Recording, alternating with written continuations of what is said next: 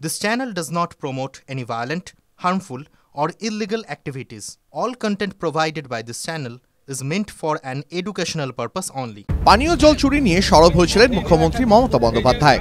জনসংযোগে বেরিয়ে সেই জল চুরি ধরলেন চুঁচুড়ার বিধায়ক।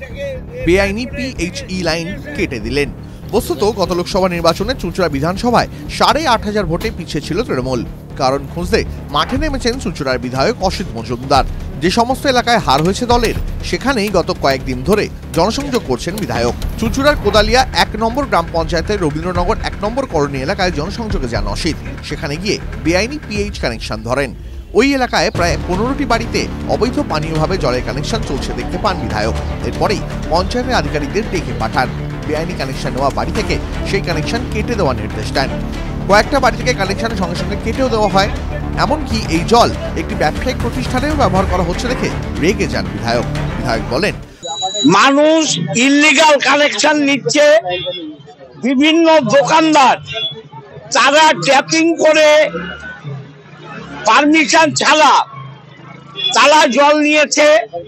কোনো একটা বাড়িতে একটা কানেকশন, সে 3-4টে কানেকশন করে পাম্পিং করে রিজার্ভারে জল তুলে নিচ্ছে।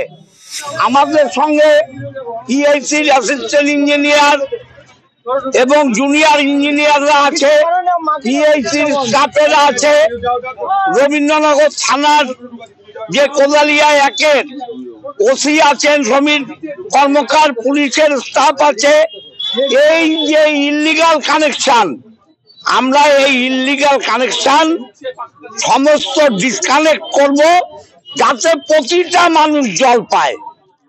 আমরা কোদালিয়া 1-এ প্রায় 9-10 খানা পাম্প করিয়েছি, এক্সট্রা পাম্প, যেগুলো পঞ্চায়েতের হাজার টাকা ট্যাক্স দিতে হচ্ছে, যেগুলো পিএইচি অধিগ্রহণ করেনি, পঞ্চায়েত করছে। লাইটের বিল দিতে হচ্ছে, মাইনা দিতে হচ্ছে এইসব মানুষের জন্য।